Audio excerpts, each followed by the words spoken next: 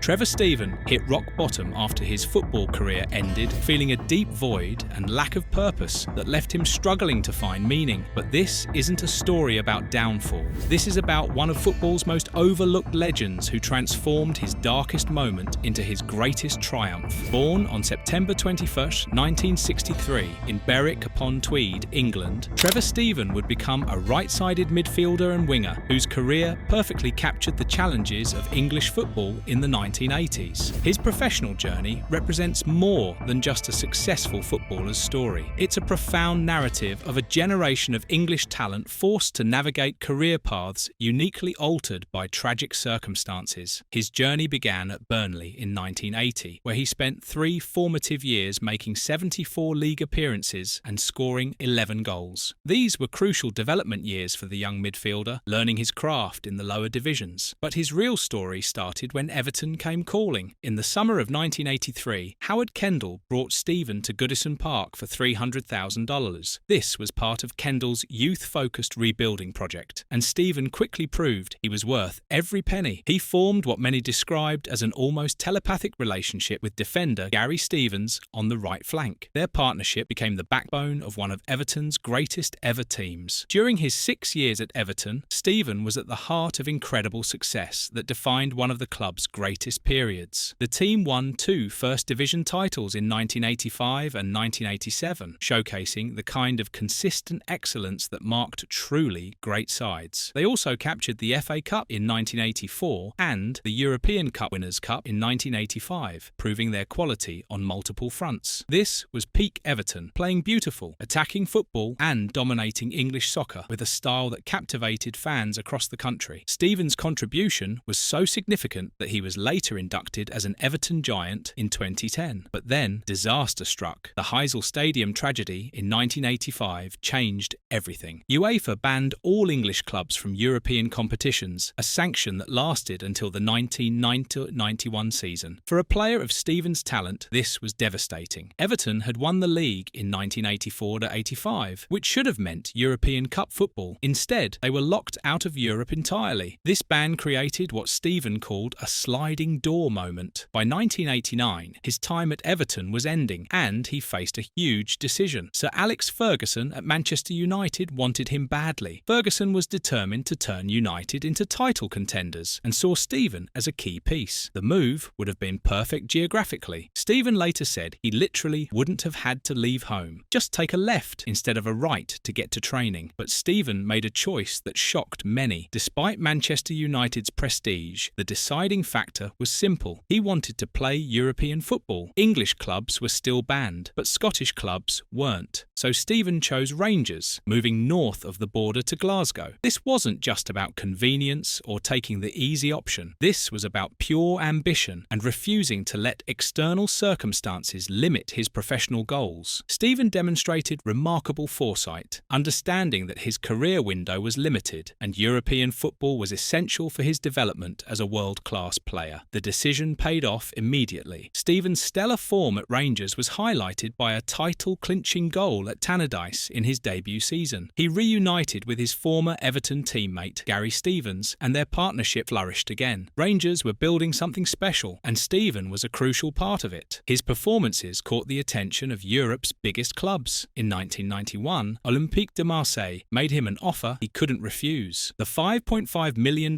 fee made Steven the joint most expensive British player at the time. This was recognition of his world-class talent. At Marseille, he was playing at the very top level of European football. Steven's single season in France was successful on the field. He won the French league title, proving he could perform at the highest level, but his time there was cut short through no fault of his own. Marseille's owner, Bernard Tapie, faced severe budget problems after a European Cup exit. The club was forced to sell players to cut their losses. This exposed the brutal side of professional football. Steven's career path was being determined by financial pressures beyond his control. Marseille still owed Rangers $2.5 million from the original transfer. When a potential move to Leeds United fell through, the solution was simple. Marseille wrote off the debt, and Steven returned to Rangers in 1992. His second spell at Ibrox started well. Steven continued contributing to Rangers' domestic dominance, helping them win title after title. But this period gradually became more challenging. He was getting older, and a succession of minor injuries began limiting his appearances. The evidence shows a clear decline in playing time. From being a regular starter, Steven managed only 11 appearances in the 1994-95 season and just 6 in his final season. This wasn't just about injuries. The arrival of high-profile players like Paul Gascoigne created more competition for places. Even a veteran with Steven's championship pedigree found his role diminished when new talent arrived. This illustrates the ruthless nature of professional sports. An athlete's physical decline can be accelerated by strategic acquisitions of new players. For Steven, this meant the inevitable end of his playing career was approaching faster than expected. Steven retired from football in 1997 after a remarkable 17-year career. He had helped Rangers win the league title in each of his 5 seasons back at the club. His statistics tell the story of a truly successful career: 444 league appearances and 78 goals across all clubs, plus 36 caps and 4 goals for England at 2 World Cups. Like many former athletes, Steven moved into media work. He became a co-commentator for the BBC's coverage of the 2002 FIFA World Cup. He then established a long-standing career with RTA Sport in Ireland, covering multiple World Cups and serving as a regular contributor to Premier League and Champions League coverage. His media work also included roles with TalkSport International. But despite this successful media career, Steven struggled with something many elite athletes face. The end of his professional career created a significant void and lack of purpose that left him feeling lost. This personal struggle would eventually become the foundation for his most important work. Steven's experience of post-career emptiness became the catalyst for an incredible transformation. In 2020, he joined Causeway Technologies as a mental health ambassador. He then became Chief Executive Officer of Mindflow, a charity with a unique mission, tackling mental health issues in the construction industry by harnessing the power of football. Steven conducted research based on a survey of over 1,400 construction site workers. The findings were alarming. 56% had experienced mental health issues and 12% had contemplated suicide. But Steven noticed something important. 67% of these workers were football fans. His crucial observation was that construction workers were initially hesitant to open up about mental health, but football was an effective conversation starter and a bridge to discussing sensitive topics. This realization formed the bedrock of Mindflow's approach. Instead of generic mental health campaigns, the charity uses the power of football badges and personalities. They bring former and current football players to construction sites to lead mental health awareness sessions. This targeted, relatable outreach breaks down stigmas in a high-risk demographic where 2 people die by suicide every working day. The charity's initiatives include the Mindflow Charter, which aims to introduce consistent mental health standards on publicly funded projects. The goal is making mental health as fundamental as physical safety in the construction industry. Steven's transformation from personal struggle to targeted, meaningful impact represents the most profound and significant chapter of his entire life. He took his own painful experience of feeling completely lost and directionless and turned it into a powerful, innovative platform for positive change. By speaking bravely and openly about his post-career void, he forged a completely new path to deeper purpose and meaning. This isn't just about overcoming personal struggles. Steven leveraged his unique professional background to address a critical crisis that others overlook. His career became more than trophies and appearances. It became about resilience, adaptability, and finding profound purpose beyond the game. Trevor Steven's story challenges how we define success. Yes, he won league titles with Everton and Rangers. Yes, he represented England at World Cups. But his greatest achievement came after football ended, when he felt most lost. The man who hit rock bottom didn't stay there. He climbed back up and pulled others up with him. Steven's legacy isn't just the goals he scored or the trophies he won. It's the lives he's helping save through his mental health advocacy work. From the heights of European football to the depths of personal struggle, and finally to meaningful purpose in helping others. Trevor Steven's journey proves that sometimes our lowest moments can lead to our greatest contributions. His dramatic story isn't one of downfall. It's one of the most inspiring comebacks you've never heard about.